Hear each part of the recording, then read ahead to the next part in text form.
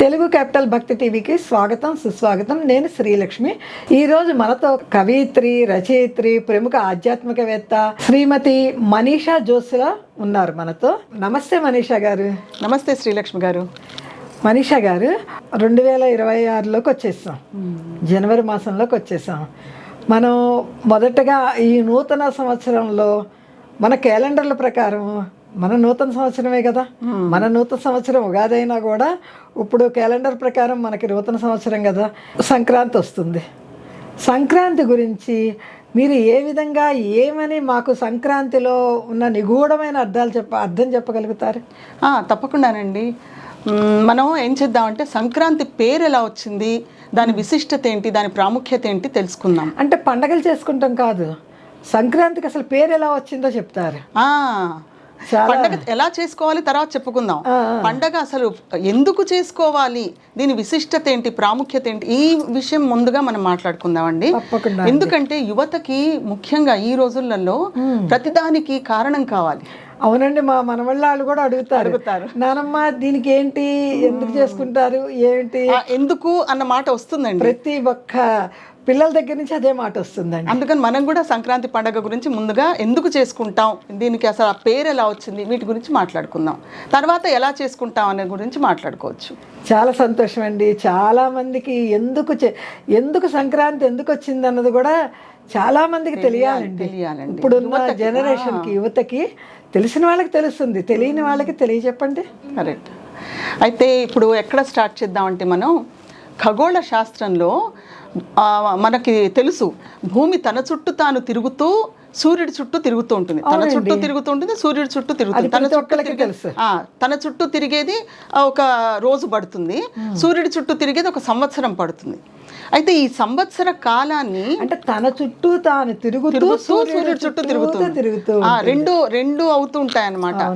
అయితే ఈ సూర్యుడి చుట్టూ తిరిగే ఈ సంవత్సరం కాలము సౌరమానం అంటారు. కాలమాన పద్ధతి ప్రకారంగా సౌరమానం.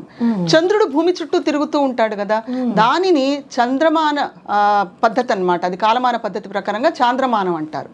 ఈ సౌరమానం చాంద్రమానాల గురించి మనం తెలుసుకోవాలన్నమాట. సౌరమానం గురించి ముందుగా మాట్లాడుకుందామండి. సూర్యుడికి కూడా గమనం ఉంది. సూర్యుడు కూడా తన చుట్టూ తాను తిరుగుతూ పాలపుంత కక్ష్యలో తిరుగుతాడు. అయితే ఆయన తిరుగుతున్నట్టు మనకి తెలీదు, కనబడదు. ఎందుకంటే 2300 లక్షల సంవత్సరాలు పడుతుంది ఆయన పాలపుంత కక్ష భ్రమణం పూర్తి చేయడానికి. మనకది అందుకని మనకి తెలీదు, కనబడదు. మన పరంగా, భూమి పరంగా చూస్తే మటుకు సూర్యుడు స్థిరంగా ఉన్నట్టే లెక్క. అవును కదా. అయితే ఇక్కడ ఏం జరుగుతోందంటే భూమి తన చుట్టూ తాను తిరుగుతూ సూర్యుడి చుట్టూ తిరగడంలో వాతావరణ మార్పులైనా, ఋతువులైనా ఏర్పడతాయి. అవునండి. అలాగే ఏమవుతుందంటే సూర్యుడు స్థిరంగా ఉన్నా కూడా మనమే కదులుతూ ఉండడం వల్ల ఇక్కడ భూమి మనకేమవుతుందంటే సూర్యుడు కదులుతున్నట్టుగా అనిపిస్తుంది. అవును కదా. అవును, ప్రొద్దున్న ఒక చోట ఉదయిస్తారు, మధ్యాహ్నం ఒక నడినెత్తి మీద ఉంటారు, సాయంత్రం అయ్యేటప్పటికి ఇంకొక అస్తమయం. అలాగే ఒక సంవత్సరంలో ఆయన దానికన్నా మన భూమి తిరుగుతాం వల్ల ఇలా వస్తుందంట తెలుస్తుంది అనమాట మనకి ఇవన్నీ. అయితే ఆయన ఉత్తరం వైపు వెళ్తూ ఉన్నట్టుగా కనిపించేది ఏంటంటే భూమి భ్రమణం వల్లే ఇది అనిపిస్తుందండి. సూర్యుడు ఉత్తరం దిశగా మనకి కనిపిస్తూ ఉన్నప్పుడు ఉత్తరం వైపు పయనిస్తున్నాడు అంటాం, దాన్ని ఉత్తరాయణం అంటాం. అలాగే దక్షిణ దిశగా మనకి కనిపించినప్పుడు దక్షిణం వైపు పయనిస్తున్నాడు అంటాం, అది దక్షిణాయనం అంటాం. అది ఇలా రెండు ఉన్నాయన్నమాట, 2 ఆయనాలు, 6 మాసాలు ఒక సంవత్సరంలో ఉత్తరాయణం, దక్షిణాయనం. అలాగే సూర్యుడు ఒక రాశి నుండి మరొక రాశికి మారుతున్నాడు అంటాం. ఇదేంటంటేనండి, ఒక రాశిలో నక్షత్రాల సమూహం కదా, మనకి 27 నక్షత్రాలు ఉన్నాయి. ప్రతి నక్షత్రానికి 4 పాదాలు ఉన్నాయి. ఈ నక్షత్రాల సమూహం ఒక ఆకారంగా ఏర్పడినప్పుడు ఆ ఆకారం ప్రకారంగా మనం మేషరాశి, వృషభ రాశి, వృశ్చిక రాశి ఇలా చెప్పుకుంటాం. ఆ రాశిలో మనకి సూర్యుడు ఒక రాశి నుండి ఇంకొక రాశికి అలా వెళ్తున్నట్టుగా కనిపించేది ఏంటంటే భూమి భ్రమణం వల్లే. అయితే ఆ రాశి నుండి ఇంకో రాశిలోకి ఆ సూర్యుడు అక్కడ కనిపిస్తున్నాడు కాబట్టి మనం రాశి మారుతున్నాడు అంటాం. అవునండి.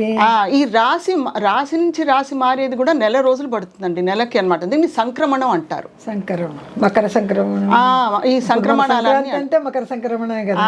అలా అన్నమాట. సో ఈ రాశి నుంచి రాశి మారేది, ఆ సంక్రమణాన్ని ప్రారంభం రోజున సంక్రాంతి అంటారు, ఆ మారుతున్న రోజు. దీనికి ఒక శ్లోకం ఉందండి. తత్ర మేషాదిషు ద్వాదశ రాశి క్రమణేషు సంచరతః సూర్యస్య పూర్వస్మాత్ రాశే ఉత్తరః రాశౌ సంక్రమణ ప్రవేశః సంక్రాంతి.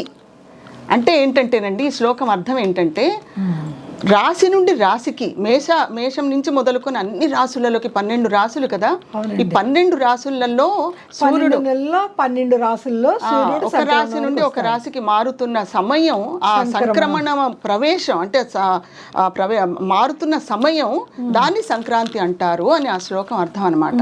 సో ఇది సంక్రాంతి అన్న పేరు అలా వచ్చింది.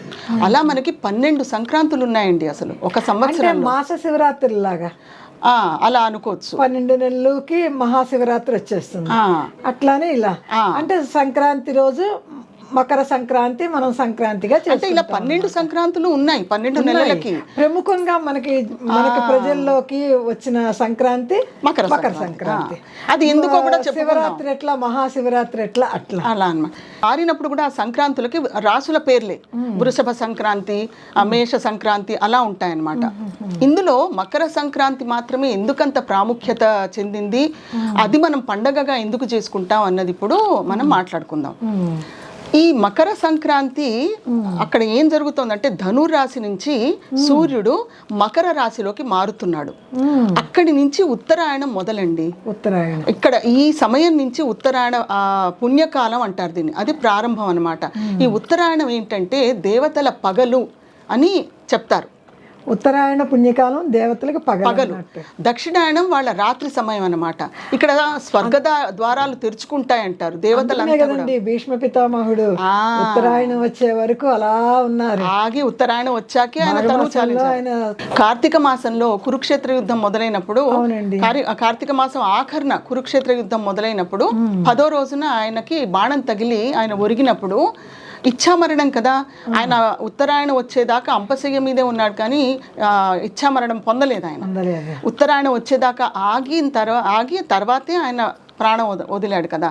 అదే అనమాట పుణ్యకాలం, ఉత్తరాయణం ప్రాముఖ్యత.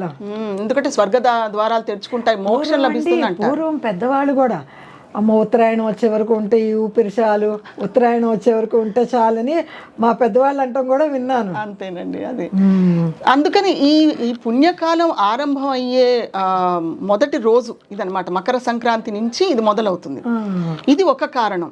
దేవతలంతా కూడా మేల్కొనే ఉంటారు పగలు అన్నట్టుగా అనమాట. ఆధ్యాత్మికంగా ఇది ఒక కారణం. రెండో కారణం ఏంటంటేనండి, ఇక్కడి నుంచి ఉత్తరాయణంలో పగలు సమయం ఎక్కువ ఉంటుంది, సూర్యకాంతి ప్రజల ఎక్కువ అందుతుంది, సూర్యకిరణాలు కూడా భూమికి దగ్గరగా వస్తాయన్నమాట. సో మనుషులలో ఏంటంటే చైతన్యం ఉంటుంది, ఇప్పుడు చాలా ఉత్సాహం, చైతన్యం, ఆరోగ్యం మంచిగా ఉండడం.